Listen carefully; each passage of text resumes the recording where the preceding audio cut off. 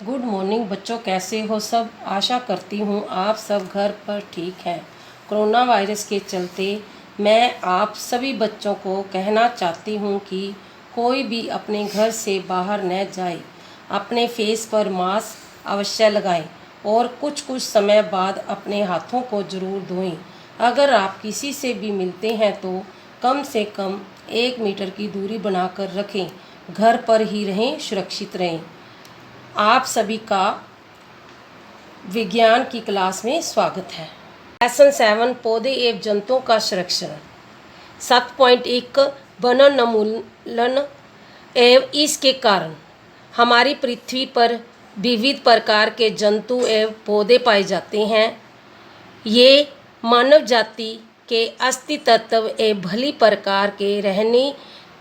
भली प्रकार से रहने के लिए जरूरी होते हैं।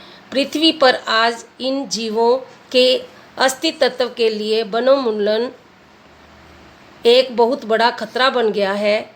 हम जानते हैं कि वनोन्मूलन का तात्पर्य है वनों को समाप्त करने पर प्राप्त भूमि का अन्य कार्यों के लिए उपयोग करना। वन में वृक्षों की कटाई निम्नलिखित उद्देश्यों की पूर्ति के लिए की जाती है। कारखानों एवं घरों का निर्माण, फर्नीचर बनाने अथवा लकड़ी का ईंधन के रूप में उपयोग, कृषि के लिए भूमि प्राप्त करना, भीषण सूखा एवं दावानल भी वनोन्मूलन के कुछ प्राकृतिक कारक हैं। 7.2 वनोन्मूलन के परिणाम। वनोन्मूलन के परिणाम याद करने की कोशिश की। उन्हें याद है कि वनोन्मूलन से पृथ्वी पर प्रदूषण के स्तर पर ताप में वृद्धि होती है। इससे वायुमंडल में कार्बन डाइऑक्साइड की मात्रा बढ़ती है। भौम जल स्तर भी नीचे गिर जाता है। उन्हें पता है कि वनोन्मूलन के कारण प्राकृतिक संतुलन भी बहुत अधिक प्रभावित होता है। प्रमोद अहमद ने उन्हें बताया था कि यदि वृक्षों की कटाई इसी दर से अनवरत कटाई चलती रही तो भूमि की उर्वरता एवं वर्षा में कमी आ जाएगी। इसके अतिरिक्त सूखे तथा बाढ़ जैसी प्राकृतिक आपदाओं की संभावनाएं बढ़ जाती हैं। स्मरण कीजिए कि प्रकाश संश्लेषण की क्रिया में पौधों को भोजन संश्लेषित करने के लिए कार्बन डाइऑक्साइड की आवश्यकता होती है। कम वृक्षों का तात्पर्य है कार्बन डाइऑक्साइड के इस्तेमाल में कमी आना, जिससे वायुमंडल में इसकी मात्रा में वृद्धि हो जाती है। क्योंकि कार्बन डाइऑक्साइड पृथ्वी द्वारा उत्सर्जित ऊष्मीय विकिरणों का अवशोषित कर लेती है। अंत इसकी मात्रा में वृद्धि के कारण विश्व उष्ण होता है। पृथ्वी का ताप बढ़ने के कारण जल चक्र का संतुलन बिगड़ता है और वर्षा की दर में कमी आती है, जिसके कारण सूखा पड़ता है।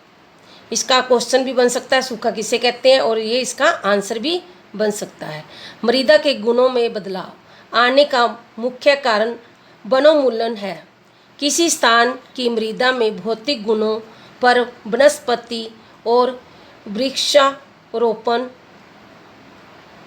का प्रभाव पड़ता है। पिछली कक्षा में स्मरण कीजिए कि वृक्ष किस प्रकार मृदा अपरदन को रोकने में सहायक होते हैं। भूमि पर वृक्षों की कमी होने के कारण मृदा अपरदन अधिक होता है। मृदा की ऊपरी सतह होने के कारण मृदा अपरदन अधिक होता है। मृदा की ऊपरी सतह को हटाने से नीचे की कठोर चट्टानें दिखाई देने लगती हैं।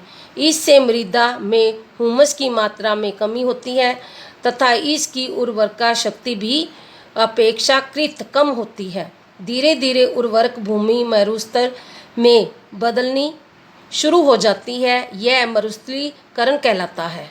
ये अगला क्वेश्चन बनता है, मरुस्थलीकरण क्या कहलाता है। ये यहाँ से धीरे धीरे उर्वरक भूमि मरुस्तर में बदलनी शुरू हो जाती है, यह मरुस्थलीकरण कहलाता है। दूसरा क्वेश्चन, वनोन्मूलन के कारण मृदा की जल धारणा क्षमता तथा भूमि की ऊपरी परत से जल के नीचे की ओर अंत संवरण पर भी विपरीत प्रभाव पड़ता है, जिसके फलस्वरूप बाढ़ आती है। मृदा के अन्य गुण जैसे गठन, पोषक तत्व आदि भी वनोन्मूलन के कारण प्रभावित होते हैं। हमने अपनी पिछली कक्षा में पढ़ा था कि वनों से हमें अनेक उत्पादन प्राप्त होते हैं। इन उत्पादों की एक सूची तैयार कीजिए। यदि हम वृक्षों की लगातार इसी दर से कटाई करते रहे तो क्या हमें इन उत्पादों की कमी का सामना करना पड़ेगा। 7.3 वन एवं वन्य प्राणियों का संरक्षण। वनोन्मूलन के प्रभाव जानने के बाद बूजो पहली चिंतित थे। वे प्रमोद अहमद के पास गए तथा उन्होंने उनसे पूछा कि वन प्राणियों एवं वन को कैसे बचाया जा सकता है। प्रमोद अहमद ने बूजो पहली एवं उनके सहपाठियों के लिए जैवमंडल सुरक्षित क्षेत्र के भ्रमण का आयोजन किया। इसके लिए उन्होंने पंचमंडी जैवमंडलीय सुरक्षित क्षेत्र को चुना। वे जानते हैं कि इस क्षेत्र के जंतु व पौधे निचले पश्चिम घाट एवं उत्तरी हिमाचल की शिखराओं के समान हैं। प्रमोद अहमद का विश्वास है कि इस क्षेत्र की जैव विविधता अन्य क्षेत्रों से अनूठी है। उन्होंने वन कर्मचारी श्री राम सिंह से जैव मंडलीय सुरक्षित क्षेत्र में बच्चों का मार्गनिर्देशन करने के लिए अनुरोध किया। उन्होंने बताया कि जैविक महत्व के क्षेत्रों का संरक्षण हमारी राष्ट्रीय परंपरा का एक हिस्सा है। जैसे कि जैवमंडल पृथ्वी पर का वह भाग है जिसमें सजीव मिलते हैं अथवा जो जीवन यापन के लिए योग्य स्थान है। जैव विविधता के तात्पर्य है कि पृथ्वी पर पाए जाने वाले विभिन्न प्रकार जीवों को प्रजातियां अनेक परंपराकिक संबंध एवं पर्यावरण के साथ उनका संबंध। राम सिंह जी ने बच्चों को बताया कि हमारे व्यक्तिगत प्रयासों एवं समाज के प्रयासों के अलावा सरकारी एजेंसियां भी वन्य जंतुओं एवं वनों की सुरक्षा हेतु कार्यरत हैं। सरकार उनकी सुरक्षा के लिए विधियां, नियमन और नीतियां बनाती है।